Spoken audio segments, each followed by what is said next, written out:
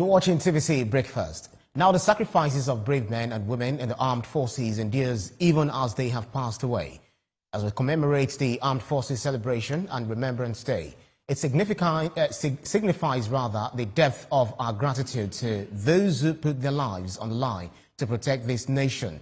Zainab Akonde has details in this report.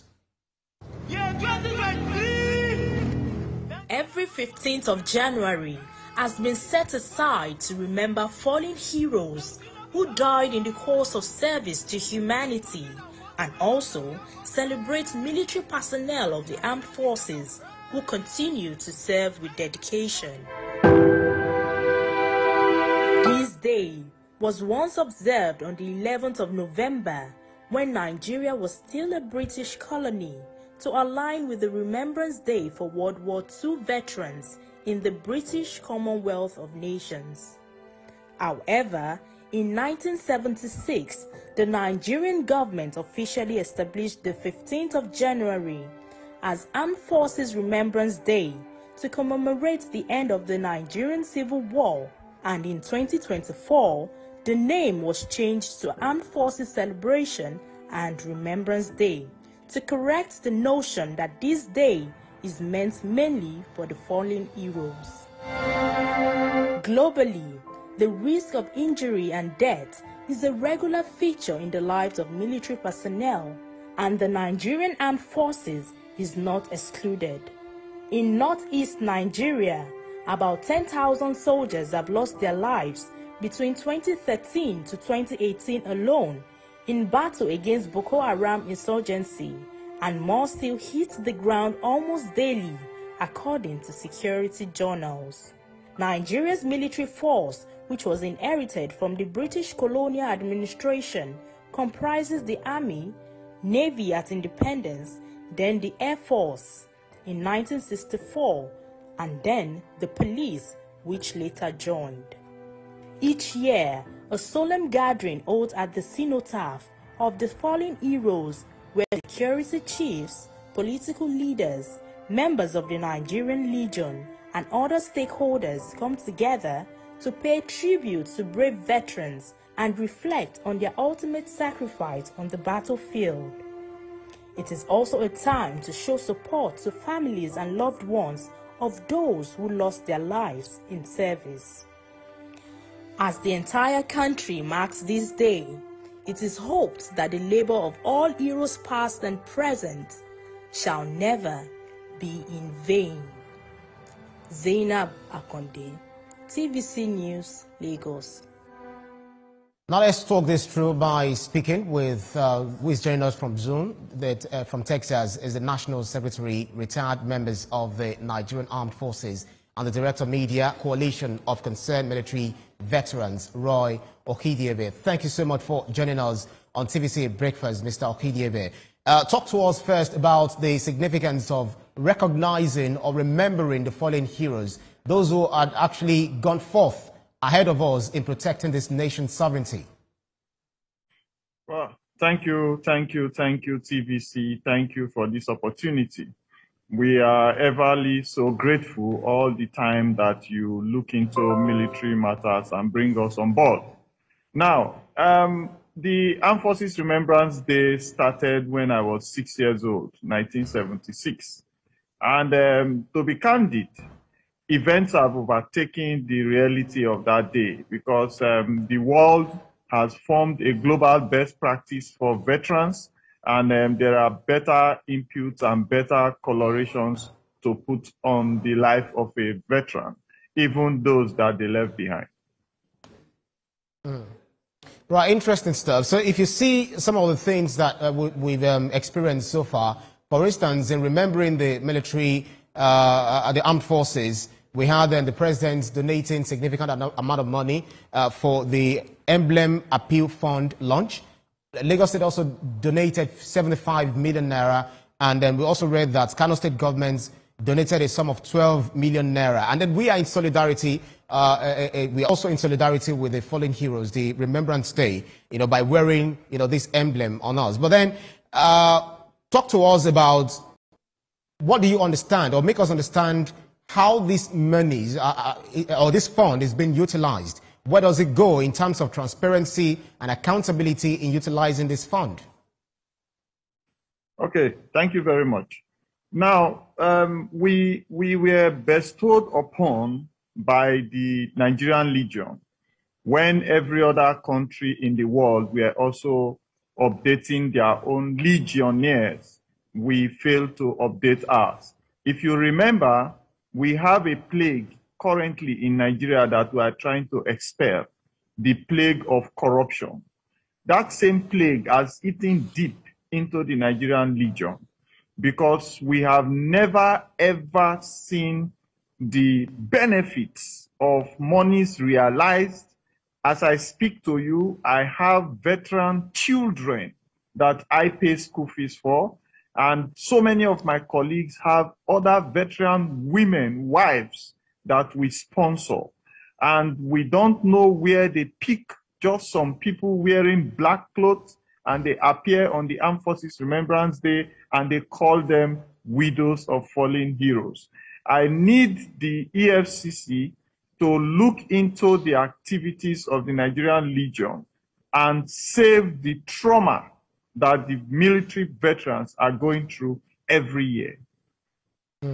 Interesting. But then if you look at the administration, it's actually introduced some initiatives to improve the welfare of veterans, especially with the signing of the harmonized terms and conditions of service for the armed forces. Also, there has been, a desire to enact Veterans Association Bill to address some of the administrative issues affecting veterans. But, in all of this, how much do you think we've done in ensuring that there is adequate welfare, provision of, quality health care, housing, taking care of their families who they left behind, who have now become victims as a result of probably misappropriation, misgovernance, etc.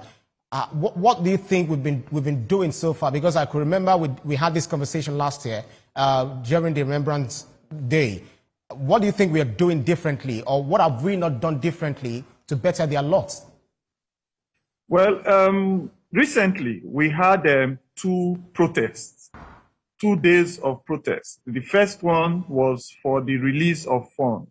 The second one was early January for the promised release of funds.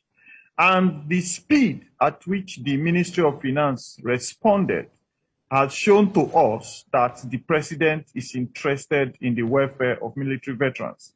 Because ordinarily, even if we protest for more than a week, we usually don't get response. Now, going forward, I just spoke to a retired colonel, sir. Colonel are the ranks that have red patches on their necks. She is a woman. She is speaking with me. We are making arrangements to pay her house rent, sir. House rent for a colonel. And I even sent her voice notes to your guys there in the studio, where she was crying about how to take care of her children. Now, that is a senior officer, not to talk about the rank and file. Now, moving forward, we had a housing scheme bloated on the media and irrelevant on reality.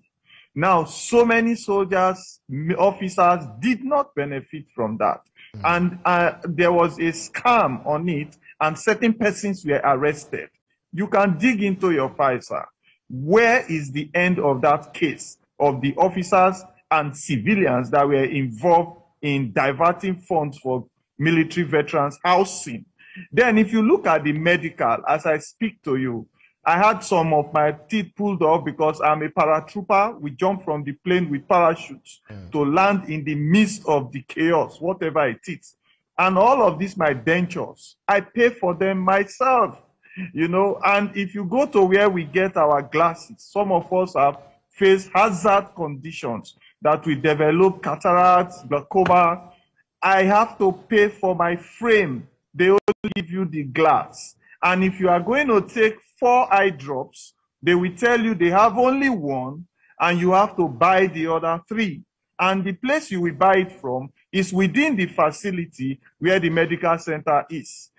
So sometimes I sit down there, I wait for all those elderly men that are crying while you give them the bill.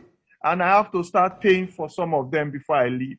Now, if you also go and look at the children that we have in service, and while you leave service, you are looking for money to pay rent, so you can't pay their school fees anymore. So no free education, nothing to buttress your point as a veteran to give you a leeway into survivorship in the society, except you start looking towards committing crimes. So with all of these that you've mentioned, it's so disheartening to hear that those who lay their lives, in ensuring that we have a good nation, a standing nation, a nation that is respected, its committee. Do you feel that these, one way or the other, impact on the psyche of the soldiers whenever it comes to grabbing their arms and facing the enemies of this country? Let us start from the senior officers before we come to the soldiers. There is a senior officer that was arrested that soldiers under him took raw cash and were trying to run away. You are aware of that case, you are in the media. The man is facing court-martial today. We don't even know where he got that cash from. Now, every senior officer that you see today is trying to make his bed before he leaves service. Because when he leaves service, he becomes a beggar. And at that higher rank, it is more difficult for you to navigate the travails of current day reality in our economy and in the risk profile of you going out unnecessarily as a retired soldier. You are at risk to criminals. You already know that. Okay, so now you look at your ability to also navigate the civilian space that you left for many years, and you are coming back with paucity of cash. You don't have enough money, and you don't have enough leverage, and you don't have the right networking to be able to survive within the civilians. So where are you going to start from? Well, with retirement comes some level of, weakness and reticence. Some suffer mental health issues, especially as a result of bravery and gallantry at the war front. Some even, lose their limbs. Some they lose their friends and all of that. How do you think this has affected their mental health, especially after retirement? Because what do you think they can do to stay active and even stay, up their morale after retirement so that they do not fall back into depression and what have you? One thing I told people about, I said, one of the things that rescued me is social capital. Okay, I found myself in the society, in the ministry where I worship, and the church where I worship, Christ Embassy, and there was the kind of structure that rescued me from that depreciation in my brain and my mental health. Okay, now if you look at every social capital that should benefit a veteran, if I go to a school to pay my children's school fees, why can't I see on their portal, if you are a veteran, click this link? Why can't I walk to the airport and I see on the wall, thank you for your service, military veteran. You can wait here for your flight. A special room, not the VIPs that you give people. Why can't I board first as a kind of compensation for my emotions? When I go to buy things in the market, I want to buy gas in the gas station. Why can't I have a special card I can slot in? When I go to places of medical concerns, why will I be limited to just malaria and typhoid treatment? Every other treatment I have to pay from my pocket. So many of all these things are the trauma that we face, not even the combat experience that we have. Because Nigerian soldiers are the most dedicated, the most rugged in the world. United Nations have given us awards and accolades. Even when we go for training and practices, we defeat other countries' armies. But when we come back to Nigeria, we are reduced to shreds. Mr.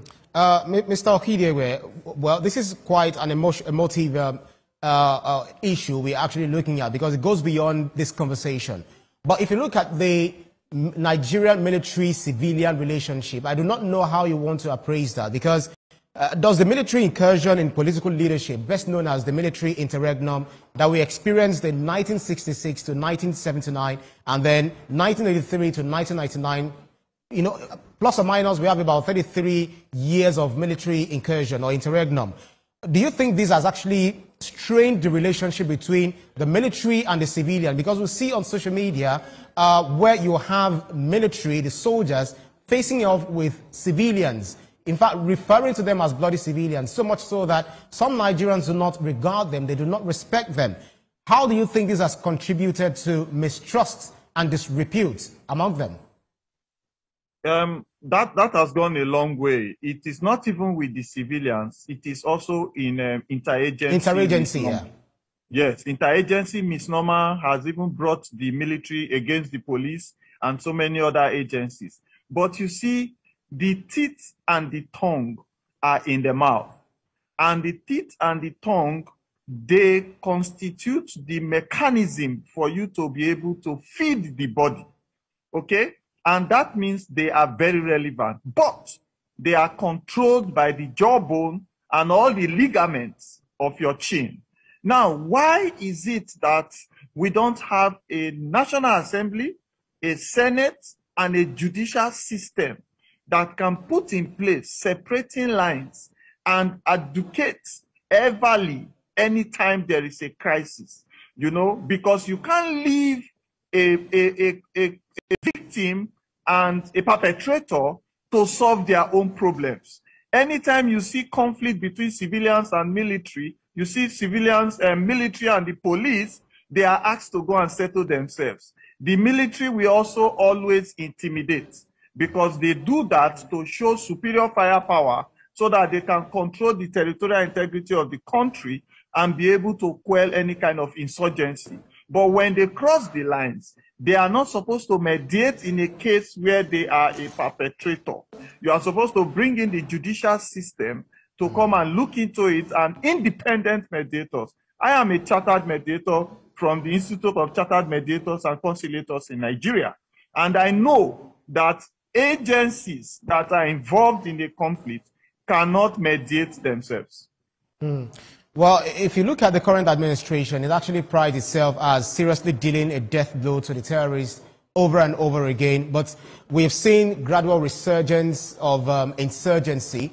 We had the reports of 40 people who were killed in Borno, somewhere in Baga town, and also the air bombing by the military, and so on and so forth. Now, we have those who are at the forefront, who are continuously striving against the enemies of this country.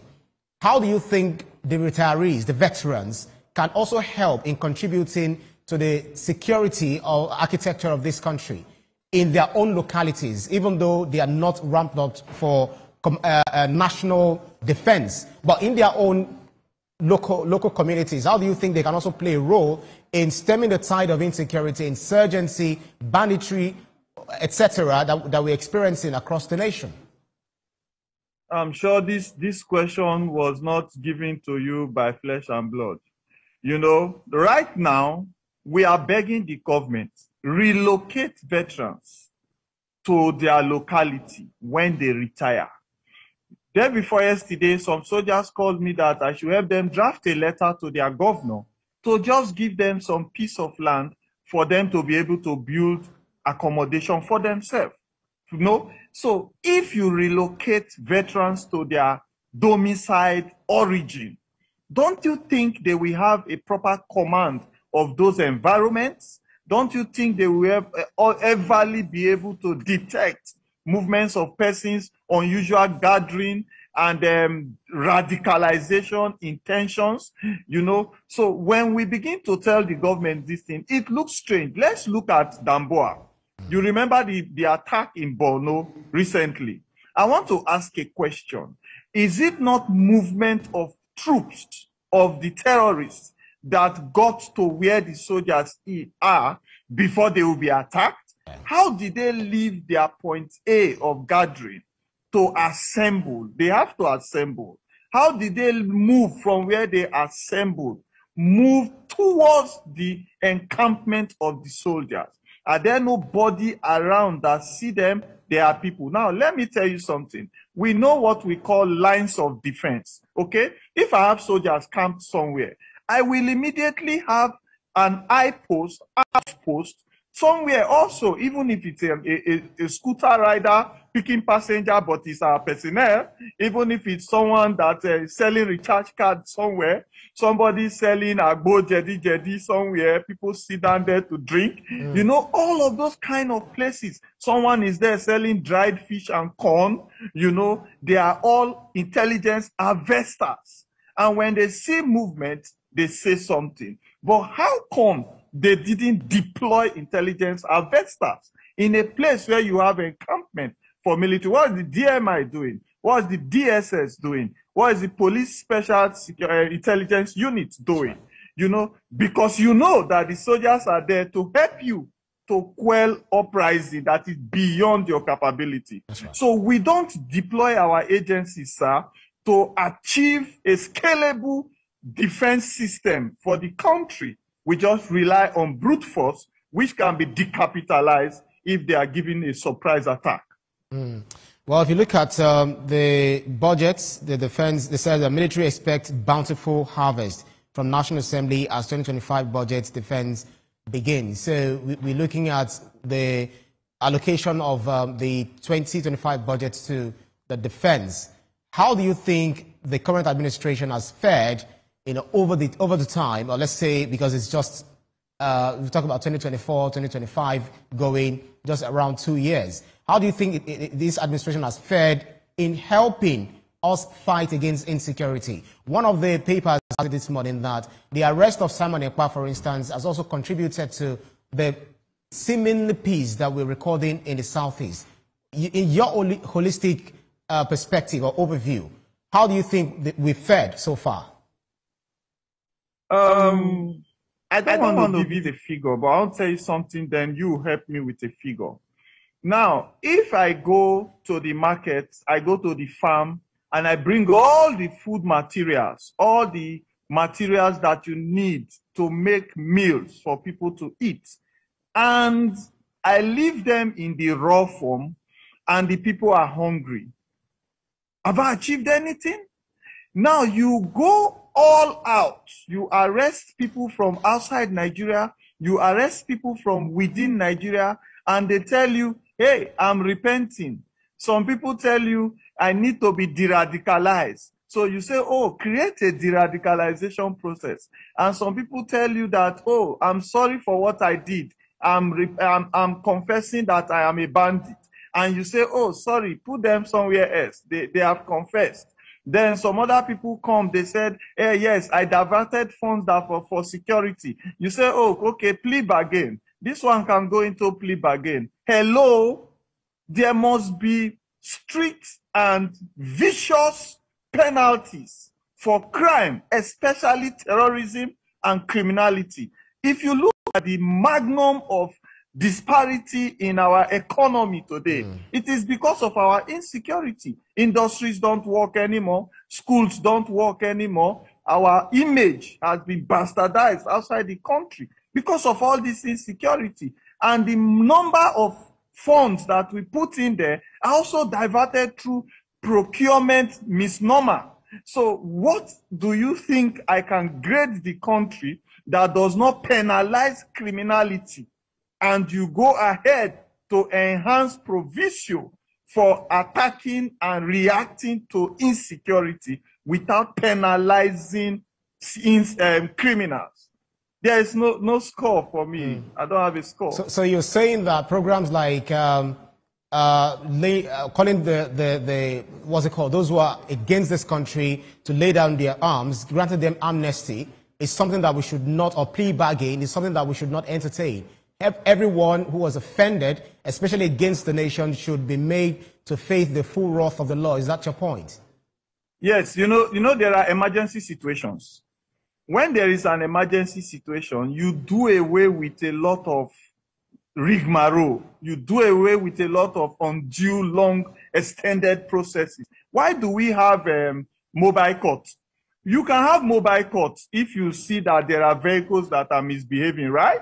Those mobile courts are on the roads. They sentence the driver immediately. But you can't have mobile courts for people that kill, rape, burn, and maroon communities. And they collect taxes, and you collect taxes also. And the criminals are collecting taxes from innocent people that say they are belonging to a country. I fly my Nigerian flag everywhere I go. I'm proud of the country Nigeria. I gave my youth to the country Nigeria. But I'm not seeing the appropriate big stick thrown against the thing and the things and the people that destroy the country. Right. We are wasting time. Mr. Okidebe, very quickly, before I would like you to spare a thought, if you can, as to what is happening in our neighborhoods when it comes to Nigerian border or other countries. Talk about Chad, Niger, Burkina Faso, who are doing so much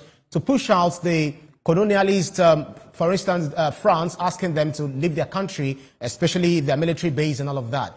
And I saw CBS, who was on an international television, saying that Nigeria will not allow any foreign military base in the country.